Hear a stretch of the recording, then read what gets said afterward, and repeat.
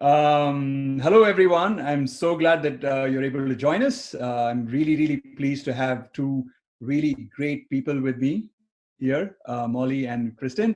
Thank you guys very much for joining as well. The topic is happiness in the workplace, as you guys know. And Molly is a CEO, founder, the head honcho, whatever you want to call it, of Abella Consulting. And Kristin Neff, of course, needs no introduction. She's author of Self-Compassion and really kind of brought that topic into parlance. You know, everyone's talking about it, and it's a very, very popular concept. So really happy to have you guys here. So very quickly, Molly, I'm going to start with you. Can you tell us a little bit about yourself and how Abella, why Abella? What does it do? What do you do? Well, thanks for that. And I want to welcome everyone, and I'm thrilled to be here. And I think it's a great time to everyone to come together and control what we can control. So I have had a varied business career. I actually started out as a geek. So I was an engineer at heart. And many people find this shocking, but I actually am an introvert. By nature, I derive my energy from within. So I've learned a lot of sociability. So I say that for a lot of folks who sometimes think that, you know, this is just how I'm at. You can learn new capabilities.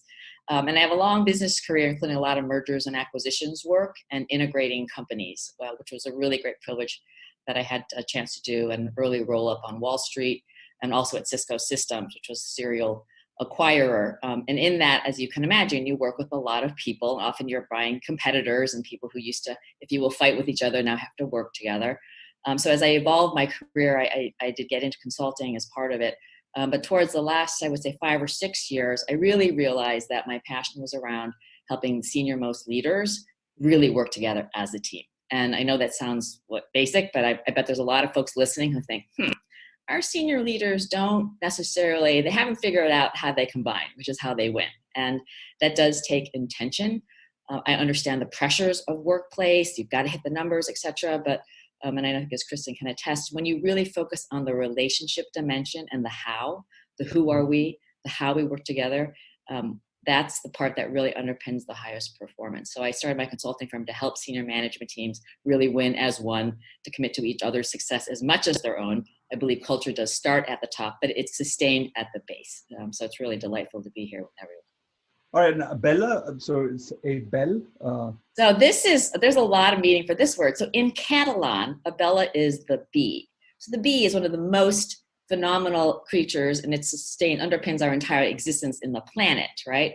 And so there's a lot of cheekiness to the term. I mean, obviously in mythology, the hard work, the teamwork, the honey is associated with gold, which is a reward. Bees work in a centralized and decentralized kind of way. On another, and bees are, I think, the longest living fossil out there. So the endurance is big. But in French, it means the breath. I teach yoga as well, and the whole notion of being versus doing really underpins a lot of the work that I do. So there's a little extra catch in that. Very good. And Kristin, your turn. I'm sorry, what's the question? Who am I? What do I do? Yeah. If you were to ask my son, when he introduces me, he says, "Hi, this is my mom. She's the self-compassion lady." So you can think of me as the self-compassion lady. I kind of have one main thing I do with my time. But yeah, I've been really studying self-compassion for the last 20 years. It really is my life's work. And so I got into it from a place of personal practice, right? I found that self-compassion really transformed my life at a very difficult time. And then difficult times like now with something like the coronavirus outbreak, you know, I'm really, again, relying on my self-compassion practice. So I don't work in the business fields per se, although self-compassion is relevant to any place human suffering occurs. So whether it occurs in business, whether it occurs in the family, whether it occurs in school, whether it occurs because of global pandemic, anywhere there's emotional pain or challenge or self-doubt, uncertainty, self-compassion is relevant. So yeah, so I study it. I'm a professor at UT Austin, so I do research on self-compassion. But more recently, about the last 10 years, not so recent, I've been working on figuring out ways how to help people learn to be more self-compassionate, because most of us really aren't very self-compassionate. So figuring out, I've developed a training protocol and lots of applications now, including we've got a mindful self-compassion program at work, which I'm not directly involved in, but we're taking a protocol we developed and adapting it for workplace context. So it's just really taking off. It's very exciting. Awesome. So I don't know if you guys caught it, but Kristin said that she's from UT Austin, and that means that she's my colleague, Yes, which makes me yes. very proud to have stalwarts like Kristin working with me on the same campus. So Kristin, let me start with the question that Subbu from India asks. What are some myths about self-compassion? So you mentioned the word self-compassion, and maybe some people confuse it with self-indulgence, pampering, self-pity. What are some myths about so they're basically 5 main myths about self-compassion. So first of all, just to say what self-compassion is, it's really just having the same sort of compassion, care, concern for yourself that you have for others. But the word compassion from the Latin, passion means suffering, so it's aimed at suffering, but cum means with. So there's an inherent connectedness in the experience of compassion. So it's not like poor me, woe is me. It's saying life is difficult for everyone. I'm imperfect, my life is imperfect, everyone's life is imperfect. So there's like a perspective in self-compassion that isn't there in something like self-pity. And that's actually one of the myths about self-compassion. People hear the word and they think it's self-pity, which actually isn't a helpful mind state. So they confuse it with self-pity because they don't understand the connectedness. Sometimes they confuse it with self-esteem because, it's a self word and isn't it all about me? So self-compassion, ironically, is not about me. It's just including me. So in other words, we usually give compassion outward, but not inward. So if we really want to feel interconnected, that means we have to include ourselves. But the research shows you're less self-focused with self-compassion, right? Because you aren't criticizing yourself, you aren't blaming yourself, you aren't, solipsistically saying, I'm such a terrible person, I hate myself, which is not exactly, very other-oriented. So it's not self-esteem. Self-esteem is judging yourself positively. Self-compassion is like accepting yourself as a human mess. Very different.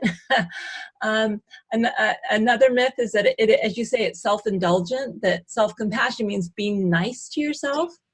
And a lot of these myths you can dispel if you just think of them in the context of parents. I mean, an indulgent parent is not a compassionate parent. An indulgent parent isn't really caring about their children's well-being. They're just giving them candy to get their kid to shut up, right? If they're crying or something like that. So again, with self-compassion, you choose long-term health over short-term pleasure. So people exercise more, they eat better, they practice safe sex, for instance, they take care of themselves. Really the number one myth about self-compassion, and I think in the business context, there was a great Harvard Business Review article about self-compassion tackling this myth, because the number one thing that gets in the way is the belief that we have to be self-critical and hard on ourselves to motivate ourselves to achieve. And people are actually frightened. There's actually research showing people are frightened that if they're kind to themselves, they'll become lazy, they'll become complacent, and they won't achieve their goals.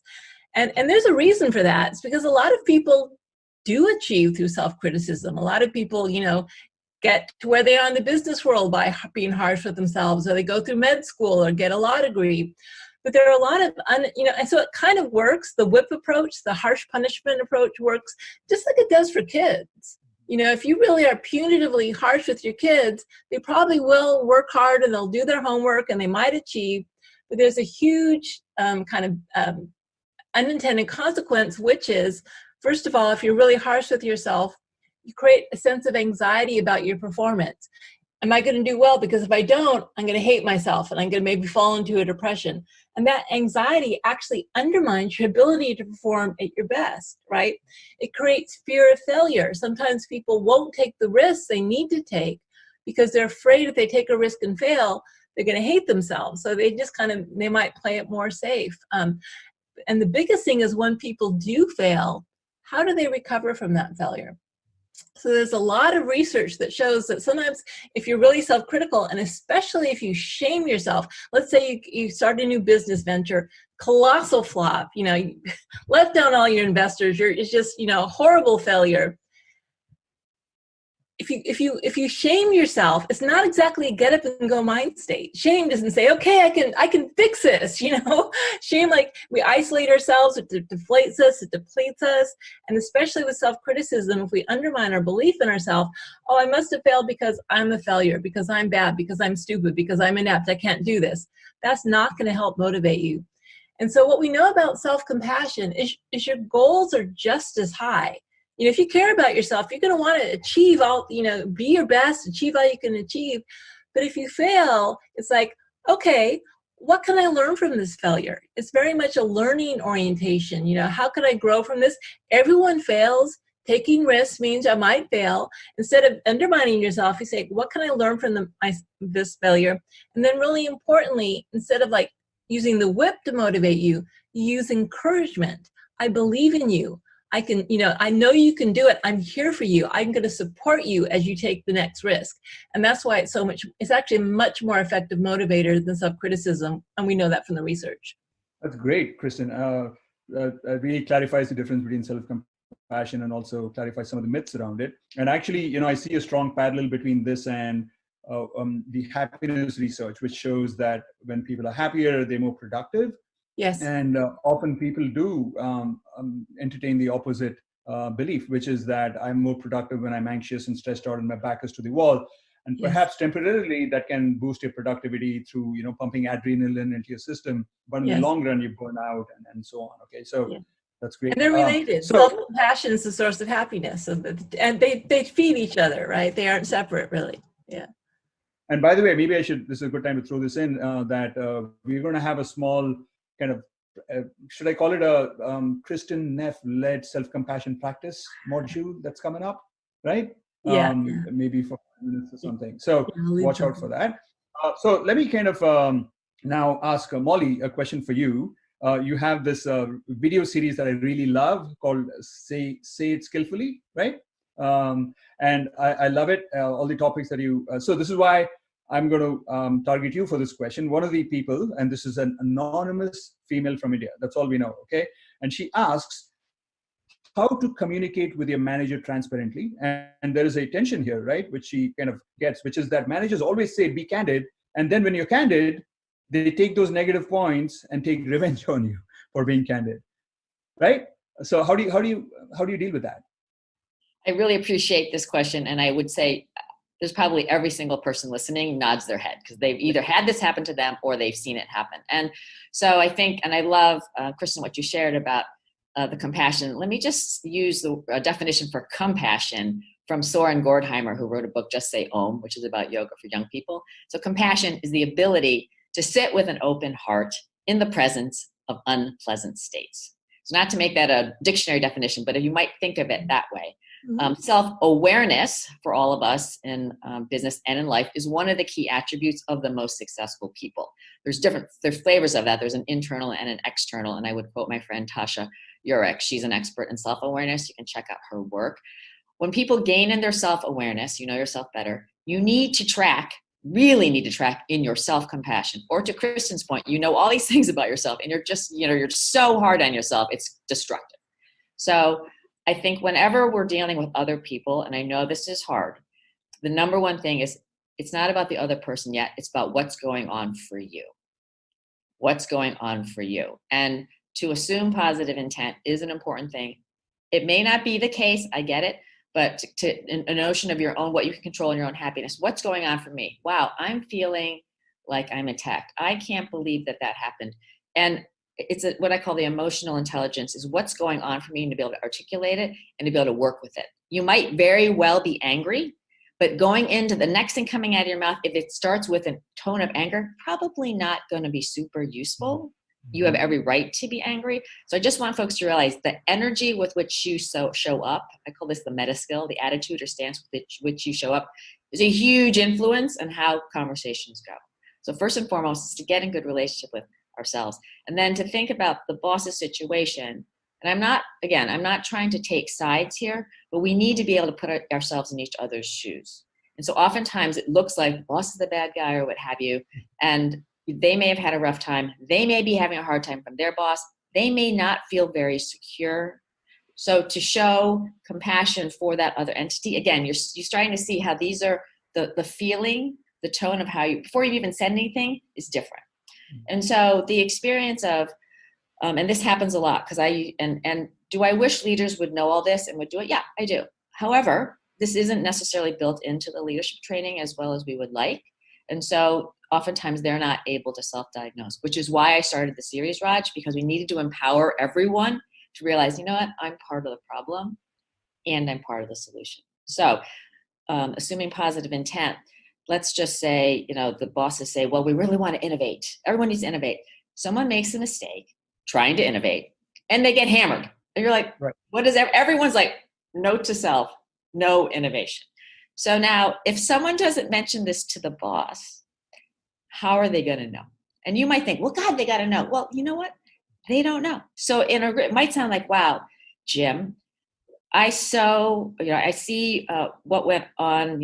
I think I have a very different experience, right? So you can acknowledge, I appreciate, it's great to work with you. I know that you wanted us to innovate.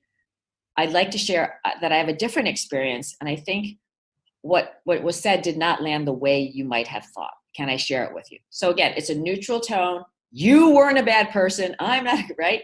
And then so what I heard was these folks, what I observed is they went out on a limb, and then the way that was communicated, I think they felt, a little bit embarrassed, or maybe they looked bad. Pause. And what you're doing, you're just helping ignite the fact that, wow, what I said may not have landed for that other person the way I thought.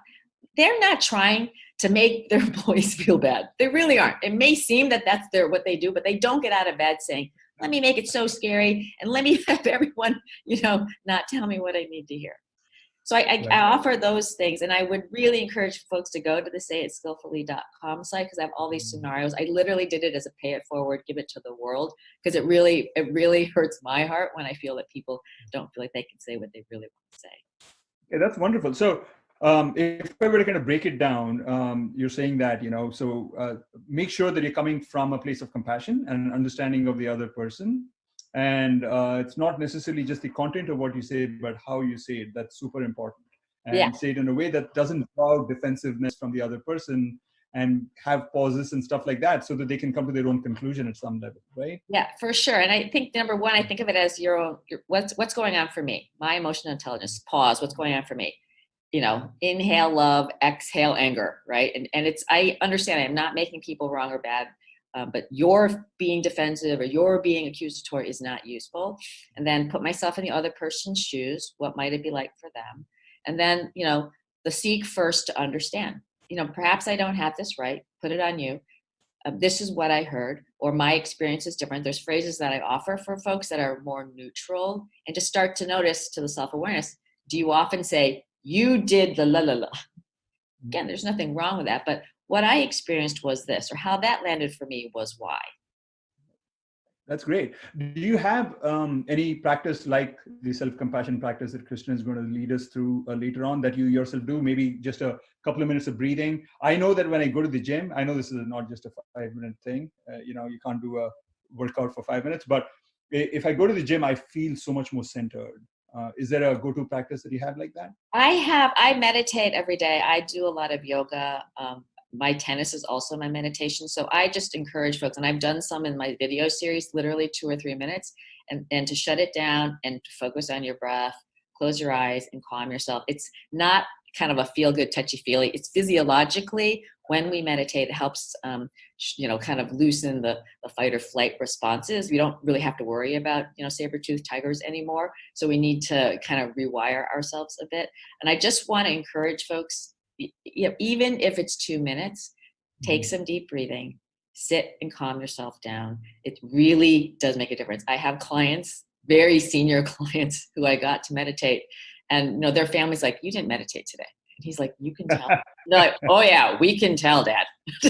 So it is something that it definitely will shift how you move through space in life. And I feel that I'm a big fan of folks owning, what can you do? Can you, whether you're a leader or not, whether you have a chance to lead others through how you behave, how you respond, and it's a real opportunity for everyone.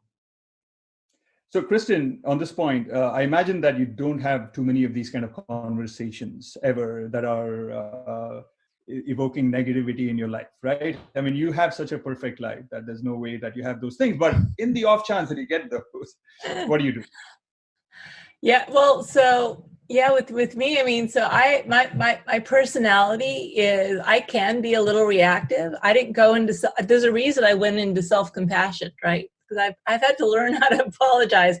My nature, just the way my nervous system is, right? So often, I'm one of those people who does come out the slightly wrong way. And I still, after 20 years, I would love to be able to say that I always catch myself ahead of time. And I often don't always, but usually within like 3 seconds I do afterwards. It's really quick. I am so sorry. I didn't mean it that way. I understand that, whatever. So, if you don't catch yourself on the front end, which is absolutely the goal, and occasionally I do, you can still do a lot by catching yourself on the back end, kind of this, and really kind of modeling, hey, I'm sorry, I was out of line. I was stressed. And you're kind of modeling self-compassion, and then they feel it's also okay to make mistakes, so it kind of goes both ways. So if you don't catch yourself on the front end, you can catch yourself on the back end. But if you don't do it at all, that's a problem. And especially if you start being ego defensive and saying it was your fault and then shifting blame, then you're really in trouble. Awesome. Okay. So I had a couple of more questions for each of you that the learners from around the world have asked. But in the interest of time, I want to move to the general interest questions that are going to be asked. I'm going to ask these questions to both of you. And one of them concerns unfairness and favoritism. Okay. And there's 3 questions, or actually 4 questions on this topic. Let me start with one from Paula from Colombia. And she asks, how can I be happy at work when people are promoted not based on merit or competence, but rather because of connections and politics? And I don't know how prevalent it is. Maybe it's different from, in different countries around the world, but I imagine that it's there everywhere. So how do you deal with unfairness like that? So let me actually ask Kristin, maybe you want to have a go at it first? Well, so, and just to say, happiness isn't like everything's going perfectly, right? Happiness is, can you keep centered and can you keep your open heart even when things aren't happy, even things are in a difficult situation like unfairness. So I talk about the yin and the yang of self-compassion. So the yin of self-compassion is being with things as they are, kind of giving yourself that support, caring for yourself by accepting the situation, accepting your own inadequacy. But there's also the yang of self-compassion, which is about taking action to protect yourself. Sometimes what we need to do to have self-compassion to alleviate our own suffering is to maybe stand up for ourselves or do something about it. Now, what you do, you need wisdom to figure that out. And I'm, using Molly's techniques of how to convey that message is really, important. But it's not about just accepting unfairness. If you really care about yourself and if you care about your coworkers, you often need to stand up and take a stand against unfairness. Okay. So I don't know if you want to add to that, Molly. Yeah, I will, absolutely. So 2 things. One is, if you really are, and I'm just going to label this, toxic. Truly, they don't care about what you think. You're picking their favorite people. They accept rudeness. They're uncivil. That's what they are. They really are. If you know that for a fact, my question to you is, why are you there? Yeah. My question is why. And I would feel very badly for you, because to me, that's not a sense of valuing yourself, because you don't deserve, no one deserves to be in that. And for the people who stay, and I know this seems harsh, but they're part of the problem, because you're perpetuating that environment. You're allowing it to go on. Some people say, if it really is the only job in the entire galaxy, yeah, I understand. Now that, I think there's a lot of folks who have more range and ability to do something. Does it take courage? It does. However, that's not a situation that I'm going to say, saying it more skillfully, has anything to do with. So I'm going to take that out. Okay. So people understand there are situations, to your point, if you're not going to do something about it, then I would say, put yourself in a bubble, and just be happy. And you've decided that you're not going to be part of the solution on that. That's okay. You're going to let it go. That's totally your choice. I would offer that they hired you for a reason. They value you, and they really do want their employees to be stewards of the business. It may not seem that way, but that's really what they would want. So in these situations, it could be a group, it could be a one-on-one, seeking first to understand and getting transparency. And I call this the shared reality. So for you, it may look unfair. You may not know everything. You may not know what this other person did. You may not. So I'm not saying you're wrong, but I'm saying you probably don't have a 360 view. In fact, I know you don't have a 360 view either. In a group situation, I want to be able to stay at this company a long time. I want to be able to grow. It'd be really helpful for me. What are the things that we value? And it can be a group thing to help us understand what are some of the things that we're looking for in either the tasks or either the way that we work that you value. And can we get a little bit more clarity on that? And for me, it's a little frustrating when I don't see what could be next. I want to be able to have a goal. And so lots of times managers themselves haven't been well equipped to have the conversations. Again, show some compassion for them and help them help you. So, well, what do you mean? Well, I was talking to some colleagues and I think we're not really clear. It'd be great to have a conversation about what great looks like. What are some of the career paths? I'm willing to own what I need to do to develop my career, and I'll go out. So show that you're going to be part of the solution. And then quid pro quo, you're asking your leadership to do the same. And you can say, I saw so-and-so was promoted. He's a very nice person. I wasn't really clear on why that was. Is there any information you can share? I'd just like to understand. Now, notice you're not saying he didn't deserve to get it. He's the chosen child. That may be the case, okay? That's not how you're going to show up. You're going to take the high road. And by creating transparency, it's pretty hard for people to say, well, we're not going to tell anybody. Like you can't not tell the group. They may need to work on it, and you may offer to, but we can have a group, but we're happy to support. What can we do? But this is all in a positive, can-do attitude. So hopefully that's. And when you do that, sometimes you might discover that, well, they actually did more than you thought they did, right? There's this brilliant work by some researchers that show that, this is in the context of publications, Kristin. So you can relate to this, that when you ask co-authors of a paper, how much did you contribute? And you ask all the co-authors and you add it all up, guess what? It always comes to more than 100%. Okay, so everybody thinks they pitched in a little bit more than they actually did, or I don't know, who knows what the objective truth is on this, right? But so everybody feels that the world is a little bit more unfair to them. And this is very related to this whole stream of research on self-positivity bias and self-enhancement and so on. So which I guess relates at some level to, sorry, Molly, you want to say I was just going to add to what you said, Raj, because I think this is the notion. Other than the physical time, space, and distance of things, there's very little objective truth, right? You have reality. Is it beautiful? Is it nice out? I mean, I have a reality. Kristin has hers. And we all think we're right. That's why we have it. So this notion of using your voice, if you don't share that you have a different view, we don't really realize that people aren't on the same page, it's really a problem. And so I think that's a huge opportunity that all of us have a chance to own. Absolutely. Okay, so there's other questions around unfairness. I just want to very quickly browse through them to make sure that we didn't cover the basic concepts. And I think we did, but the other people who asked these questions are somebody from Germany and somebody from Togo and somebody from somewhere in the world. We don't even know their gender. So a lot of the people who ask these questions prefer to be anonymous for obvious reasons, I think, and that's understandable. So let me move on to the next one, which is kind of related to this in some sense, because you brought up the word toxic boss, Molly, some time back. So this is about having a toxic boss or superior, okay?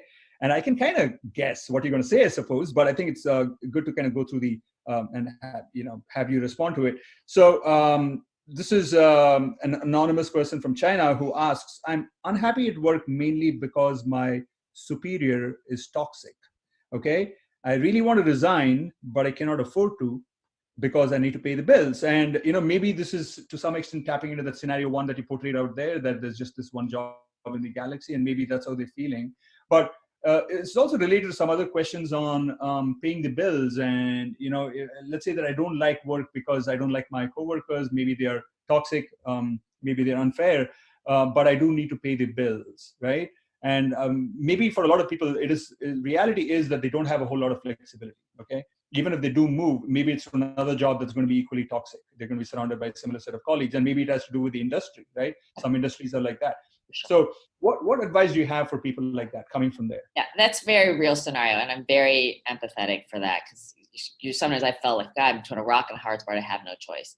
I do think that the first question might be, and it may seem harsh, but how am I part of the problem? Like, how am I making myself miserable? And be really open to the fact that you are part of the problem. We're all, in some way, maybe small, part of the problem. Okay, so I'm going to cut you out right there, Molly. Just a very quick kind of a check-in with Kristin. Kristin, would you say that that is not being self-compassionate, starting out with that question, or is it consistent with being self-compassionate? I would probably frame it a different way in that we know we exacerbate our own suffering, right? Which is, I think, what Molly's trying to say. It's like she's not saying that you're part of the problem and that you're causing the situation of your toxic boss, but the way you're reacting is making it worse than it needs to be. And so really, you might say there are several different ways to try to help alleviate our suffering, like different types of self-compassion. Like I say, one is acceptance, right? If the more you rail against something you cannot change, the more you suffer from the reality. There's the pain of what you cannot change, and that's just there. And the more you resist that, say my boss shouldn't be that way, the more you're going to exacerbate your suffering. And so you might need some more yin self-compassion, which is kind of just really accepting this is the way it is, being kind to yourself, talking to yourself, this is so hard, I'm here for you, maybe your boss doesn't value you, but I value you, right? But then there are also the types of actions you might need to protect yourself in some way. That may be speaking up if possible, or some other ways of drawing boundaries if you can. There's providing for yourself. Maybe your needs aren't getting met in this particular way, but is there any other way in the work context you can get your needs met, if not from your boss? And then also motivating change. Maybe you can't change jobs, but is there anything you can do to make it a little better, right? So this both acceptance and action, and really using your wisdom to think through your options and what can I do right now to help. You can't solve the problem, but you might be able to help. Yeah. Right. So it is not really antithetical to self-compassion. If anything, I'm hearing you say that it could very much be part of it, right? This idea of starting with, okay, how am I potentially contributing to this situation, which is negative in my own life, right? I'm reminded of this quote by Anais Nin. I don't know if you guys have heard it. And the quote is that things aren't the way they are. When I'm kind of butchering this, okay? But you see things not as they are, but as you are. Okay, yeah. You don't see things as they are, but as you are. And maybe, it's not always true, but I think that it often is, especially when it comes to the psychological, emotional landscape, as opposed to physical reality. Right, Molly? Yeah, that's absolutely right. And I think the companion to that, we're all part of the problem is it doesn't make us, we're not bad people. This isn't a bad people, but it is a practical thing. And so I love this notion, kill them with kindness. So, think about that relationship with the boss, okay? And what have you done to reach out, to extend the olive branch, to really get to know who that boss is as a person. That person, and I have a great compassion activity from the Avatar group about, that person's gone through suffering. That person may have had some really hard times. That person may, they know pain. And so to think about what could I do to extend the olive branch? Maybe you don't think they deserve it, but listen, is that useful for you? Kill them with kindness. Be like, what can you do? Take person to coffee. Ask, gosh, you seem a little unhappy. I'm sorry if I did anything. Is there anything I can do? I really just said, gosh, I don't want to see anybody unhappy. And you can't control what other person does. So this is not about that. But it is saying, gosh, I did what I could do. And from a happiness standpoint, you do your best. And give yourself credit. I think Kristin would agree. You did what you could do. You try your best. And sometimes you're not right. That's fine. I like to just help folks with this word mistake and failure. Fundamental to innovation, fundamental to growth. We want kind of the right mistakes and the right failure. And one of my CEO friends, Gary Ridge, who runs a company, uses it as learning moments. Yeah. The learning moment. Yeah. And we welcome them, and they are gifts for us. And so, I have to say, because I relate to what Kristin was saying, I used to, I play tennis a lot, and I'd be really down on myself. I'm like, Molly, you're trying. So when I turned my own self-talk more positively on the court, guess what? I perform better. I mean, it works, right? And so it's really something that we can control or own more than we think. I would just advise, before jumping to compassion for the other, first have compassion for yourself. So actually take a little bit of time out and just be with the fact that it's really hard. It's for the way even that question was phrased. I felt for that questioner. It's painful to feel trapped in a job with someone you think is toxic, and so first, just try to meet your own emotional needs, support yourself, give yourself what you need to try to be as stable and caring as possible towards yourself, kind of almost before you turn the lens toward the other person. Because if you skip that step, then what can happen is, I call it, it's kind of a spiritual bypass. You're trying to fix the problem by like fixing your own pain, by like trying to like forgive someone else, or you can use compassion and forgiveness for others as a way to bypass the pain that you feel from being treated unfairly. So you need all of it, but just don't skip the part about giving compassion to the pain of being treated unfairly, because it really hurts. It really hurts. Mm-hmm. Yeah. Okay, so maybe this is a good moment to kind of, I know that you're going to do that 5-minute thingy later on, but just to kind of clarify what this means to be kind to yourself, right? If you've been treated unfairly, what might it mean to be kind to yourself?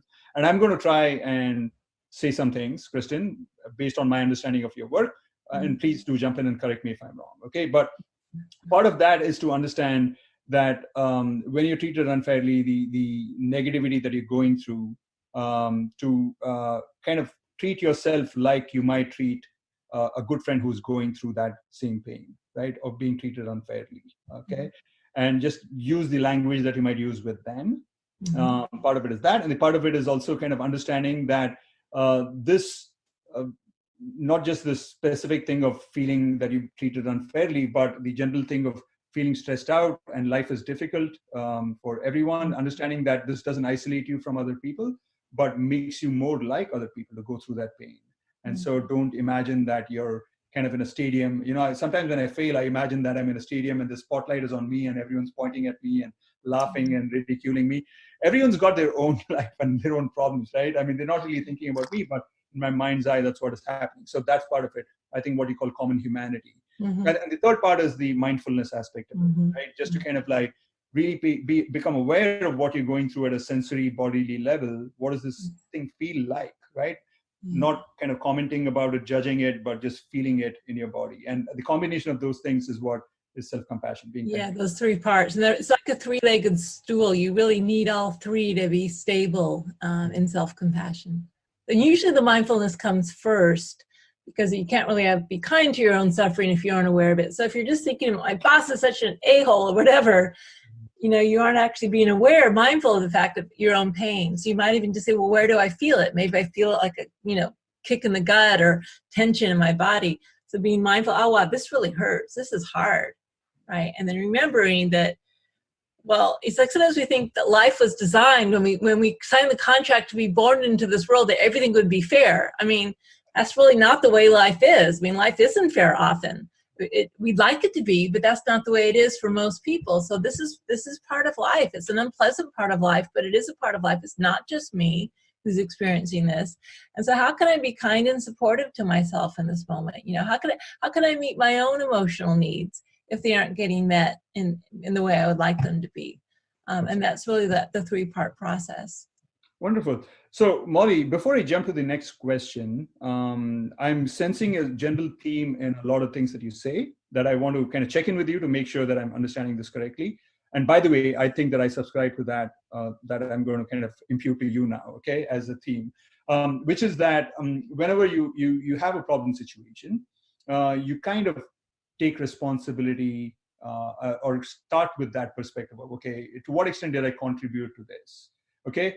And there's a lot of value in it because if you're always going to blame the external world and other people for all the problems that you have, you're actually in a worse situation than you might otherwise be. That what you can control are presumably your own actions and your interpretations of events and things like that. And let's start there, okay? And that's already going to get you partway towards the solution. And even if you do end up concluding that it's the external parties who are to blame, at least you're coming from more centered, harmonious kind of emotional place. Would that be fair? I think that's fair. And a way I would summarize that is I would ask first people to be your best friend, not your worst enemy. Right. Your best friend, not your worst enemy. And to the things that Kristin said, I mean, the stuff that's happening for us is real, and it can sometimes be hard. And the folks that are the most grounded in themselves, I believe, have a higher chance, it's easier to be happy, but they're also able to be more a part of the solution because it's not about their ego. And I'm not making anyone bag around. We all have ego. Ego serves us for sure, but to be able to keep it in check, I think is a huge thing that people need to own. And I feel bad when you know people when they feel like they're the victim. Everything else is wrong. Here I am. And I'm like, gosh, that's a really, how do you feel for them? And again, I'm not saying they haven't been in some ways victimized. I'm not denying that, but to own, to stand in that land and feel righteous about it, it just doesn't really serve you first and foremost. And it doesn't really help create solutions either. So, it's a double whammy. And they get deeper and deeper into it. And in a kind of ironic way, it actually kind of makes them even more convinced that the world is against them, right? And so it's a vicious cycle downward, or you can choose the virtuous one upward. Yeah, that's right. And you know what? We run away from it. People don't want to be around people like that. I just got newsflash for you. Like you might find a group of you that like to be that way, but there's the bigger group does not really want that. And so people, I'm not talking about being unicorns and rainbows and delusional, but to be, you can have a tough situation and have a can-do attitude, right? I'm not saying you're happy with it. I'm not saying it's not a big mess, but it doesn't mean we have to lose it. And I think this world that we're in right now is a great example of folks who are staying calm, who are leading. Hey, things may not have happened the way we wanted exactly. They are what they are. We are going to get through it. We're going to get through it better if we do it together. Right. And I think that's what we really want more of. Wonderful. All right. So, by the way, once in a while, you might see that I'm looking down. It's not because I'm checking out and I'm not interested in what you're saying. It's just that I have the questions down here. OK, that's what is going on. There's YJ from India who asks this question, which is related to this toxic boss thing, which is that our boss, his question is this, okay, I think it's a he. Our boss doesn't understand our point of view. So we either learn to accept this or, okay, we talk behind his back. Okay, we either learn to accept this and talk behind his back and gossip among ourselves, or we tell him to his face. This kind of goes back to the being candid question, I think, at some level. If we go and tell him, our boss, what we think, that he doesn't understand our point of view, then we risk losing our job. But if we gossip behind his back, then we are kind of vitiating the atmosphere, right? It's not a good culture to do that.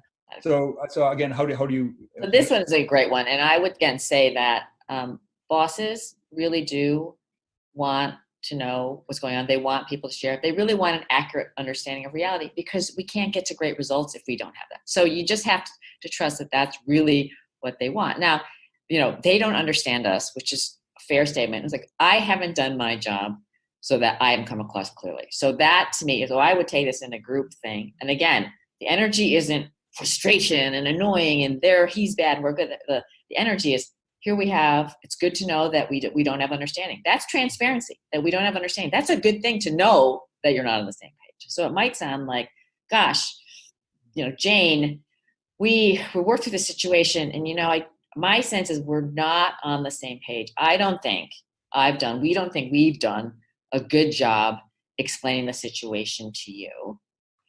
We'd like to give it another shot, right? Get permission. We're not pointing any fingers. And because it's so important for us to be on the same page, because if we don't, we're not going to make the best decisions, right? So it's very easy to tie impact. So let me try again, because what I thought I said was X. So maybe you find some different words. And so this is what I think happened. Here's the impact. See if the person's tracking with you. Now, let me just pause for a moment. Share with me, what did you hear? Right? Not snarky, what did you hear? But what did you hear? I just want to align that and so you're modeling for everyone, compassion for the boss, not assuming that you're right, because maybe you didn't communicate very well. Right. Hopefully it's not the person isn't dumb and can't figure it out, right? So you start to work it through and say, and then, as you work through this, I just want to thank everyone for being patient. And believe me, everyone wants the team to be on the same page. So you're really in service to the group. My experience, the leader, I've had leaders when I did a video on the employee survey time. And, leaders love the survey. The employees are like, oh my God, another survey. We fill out the survey, we give feedback. We don't really know what happens to it. And so in a meeting, a guy raised his hand. It's great you do the survey. We appreciate you doing the survey. And, for me, my experience is I don't really want to do it. I don't want to fill it out anymore, because I don't really think anything changes. I never hear what the result is. And he did it in a very nice way. And, the executive was just, because of course they're talking about it and things are going on, but they didn't close the loop. Right. So he was grateful. Thank you for letting me know that. And so what he modeled then for the entire team, and this is I'm talking to folks who are leaders, when someone gives you tough news or asks things that are difficult, the first thing you say is thank you. Thank you. I know that may not have been the easiest thing to say. Not who said that? Why do you think that? I mean, those are things that decidedly make it more scary for the next person. And so I think those are things that if people can model themselves, then we start to get more of that in the workplace. So one of the things that he said, and this is really wonderful, all these specific examples of this, right, is that when you ask this question as the subordinate, in this instance, YJ, and you ask your boss, so, let's have this conversation, and we feel that you often don't understand our point of view, and maybe this is just me kind of miscommunicating, and I want to check in with you whether what I'm saying is how you're understanding it, and so on. You said that don't be snarky when you ask that comment, and be genuinely interested and wanting the group to progress and the organization to be more successful, come from that place. But if somebody's kind of deeply embedded in this point of view that the boss doesn't understand me and that's how the boss is, right? And I know that this is the truth, it's going to be very difficult for them not to be snarky when they're asking that question, right? That's right. And I would say that then my question is, well, you're not the boss. Okay. So if you think you're so amazing, if you're like the best thing ever, at this stage, I'm not getting that you're the boss. And so I do get that. And there's a degree of everybody's truth. That's not useful. And so if you're not going to really think about what's right for the whole and serve the whole, then leave it alone. That's okay. I would, in that scenario, which is great, I would word it differently. You don't understand. It's like my experience is we're not on the same page. My experience, yeah. So my experience is we're not on the same page. And I'm really worried about that because this is what would happen. I obviously didn't communicate in as clear a way as I wanted to. It doesn't make you a bad person, by the way, but you're owning that. So right away, that's diffusing as opposed to you didn't get what we so clearly said. Right? This is wonderful, Molly. I think, one of the heuristics, if you will, that I'm picking up from here is that, try not to use the word you, make it more about I and my. I think just that difference is, we. Okay. Okay. So, Kristin, this is a question that you probably haven't done research on, but I'm going to ask you anyway. Is there a difference in the extent to which bosses or superiors in general, as opposed to subordinates or direct reports, can exhibit self-compassion or do exhibit self-compassion? Is there a difference? Or is one group more capable of it or actually exhibits it more? Right. So we don't have any research on that. I would suspect there wouldn't be necessarily a difference in just overall level of self-compassion, or, it might be in terms of how it's modeled externally. There may be a difference, but we really don't know. Okay, so let me kind of press on that point a little bit more. Let's assume that people who are self-compassionate, for whatever reason, maybe it's their personality, maybe it's the nurturing that they got around them, they generally tend to be happier. And happiness, we know, leads to productivity. So maybe there's a reverse causality thing going on here, that superiors or bosses in general are more capable of exhibiting self-compassion. It's because that's what got them there. Well, one thing we do know, there's a slight gender difference, and men are a little more self-compassionate than women. Yeah. Okay. But women are more compassionate in general. Because they're more entitled. And so to the extent that people who are more entitled feel more valuable and more able or worthy of meeting their own needs, right, it may be that bosses give themselves a little more compassion. I mean, I don't know. It's kind of complicated. I wouldn't want to just simplify that if you have more power, you're more self-compassionate, because, like I say, a lot of very powerful people are very hard on themselves. But there is something about if you're socialized to subordinate your needs to those of others, like women are, and perhaps people, caste system in India, for instance, which still kind of exists, and people who are kind of trained to always meet other people's needs, then maybe they're a little less likely to meet their own needs. But again, I don't want to oversimplify, but there's probably something about power playing some role there. Yeah. And that's not to be confused with this idea that self-compassion means blaming other people, right? You said to some extent that people who are men feel more entitled and therefore are better able to exhibit self-compassion. And there is a chance that some people interpret that as meaning the self-compassion involves being entitled or blaming other people and feeling you deserve more?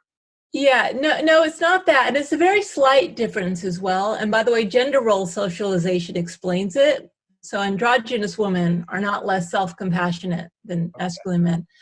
But there's something about when you're socialized to feel that you aren't as important as others because of your place in society, it's not so much that men have more self-compassion as it is that people who are taught to subordinate their needs have a little less. It's because they're taught that, and even asking themselves that question, what do I need right now to be happy, isn't really even asked. Yeah. So it's not, so self-compassion and narcissism, for instance, they're totally orthogonal, they're unrelated.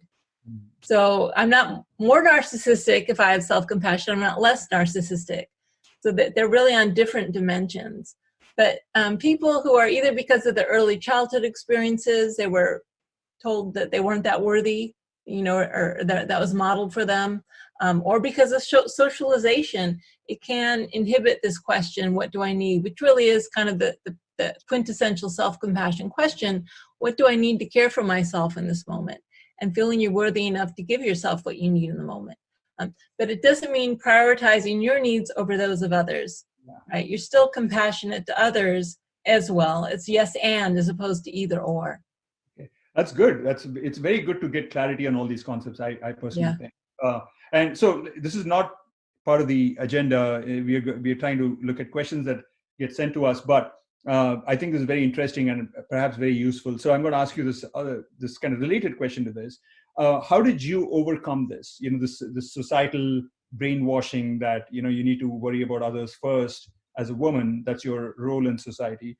Have you gotten over it? If you did, how did you get over it? And related kind of question, and this is going to be like somewhat provocative, but would you consider yourself to be a feminist? Definitely a feminist. Okay. So my next book is actually about gender and self-compassion. Okay. So I was actually, so I like to frame it as yin and yang, borrowing from Chinese philosophy because it's less loaded than masculine and feminine, but there's a lot of overlap. I mean, Chinese philosophers got it right, and we need both energies. We need the assertion, self-agency, and we need the communion. And in fact, it's unhealthy not to have both. And our society is partly so messed up because we've said men are allowed to be young, but a woman who's young, we're not going to elect her for president. She's too much, or a man who's tender and nurturing, oh, he's a wimp or something. I mean, it's really unhealthy that we've gendered these two essential life force energies. Yeah. So part of my book is, and in some ways, the gender socialization of yin and yang is kind of the glue that keeps patriarchy in place. Because women, to be liked, they have to always be giving and meeting other people's needs. And if they assert themselves, people dislike them. There's a ton of research showing that if you look at two resumes of exactly equally qualified people, same schooling, same, everything exactly the same, but you give it a male or a female name, right? People think that the man is more competent, more worthy of being hired, more worthy of higher pay. But if you make it unambiguous, this woman just got an amazing performance review. So they'll say, okay, she's competent, but we don't like her very much. Mm-hmm. So women are disliked for being competent. They're soon to be less competent, and when they are seen to be as competent, they're disliked. So how can you not be a feminist? I'm sorry, it's not about being a feminist. It's about equality, because it also race, gender, all these things intersect. So it's really about power, and that's why power does kind of play a role in this. But that's why self-compassion. Look at Martin Luther King. Look at Gandhi. Look at the great agents of social change. They integrated both. They stood up for themselves. They said, this is not okay, but they didn't cut anyone else out of their hearts, right? They integrated the yin and the yang in a very effective way. And so, yeah, I'm thinking, I think the Me Too movement is kind of the collective arising of the female yang. And so, yeah, I'm a feminist, and I'm not ashamed to say it. Doesn't mean I hate men. I just love people.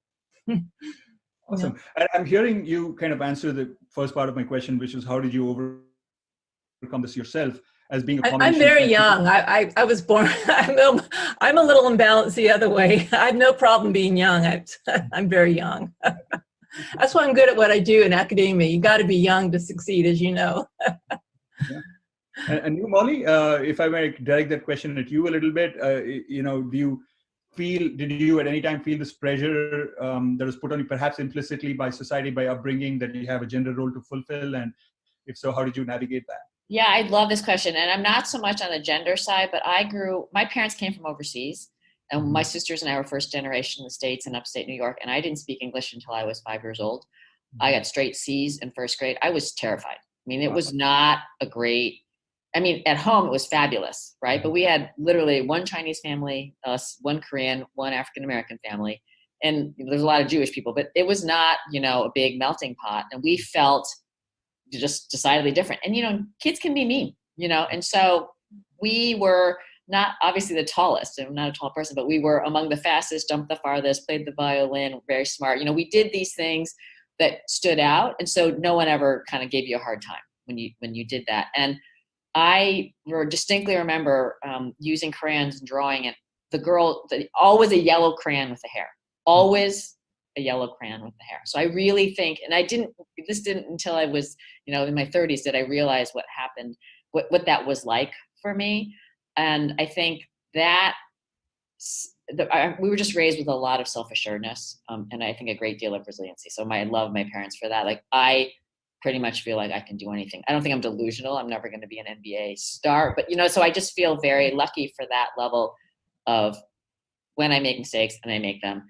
I might be rolling around for a while and it'll be ugly, but I know I'll get back on my feet. And I think that has given me, also a curiosity. So I've done a lot of self-help landmark series. Coaching training. I've gone through women's leadership training. I can't even, they're just on and on and on. And so I think as a result of that, and I think yoga is the key thing, is I think I've given myself permission to get to know myself for who I really am. And in our lives, your mom loves you, your dad loves you, your soccer teacher loves you, your math teacher doesn't think you're so great, your piano, and so you end up going through life with all these impressions of you from people who probably don't really know who you really are. And by the way, you've changed. And so I encourage folks to I call this do the work, right? To find a career that's fulfilling and meaningful. And I feel very lucky. And my sense, Kristin, is too. I know my calling. I know why I'm here, and I would keep doing it forever. So that work is really important, because that relationship with ourselves is first and foremost. And then we can then be in good relationship with others. And then as a team, who are we together? And the leaders who can really own all three of those dimensions are very, very, very compelling. And so I really wish that for everyone. And I want to encourage folks that, when you get to know yourself, there's stuff that I don't love it about myself. I don't kick myself, right? It's just part of uniquely me. We're perfect as we are, but that doesn't mean we don't have opportunities to grow, and we need to evolve. So I don't like to give people that, well, I'm perfect as I am. Like, well, okay, but that doesn't mean you can just let it go. Okay, you got to keep trying to get a little bit better.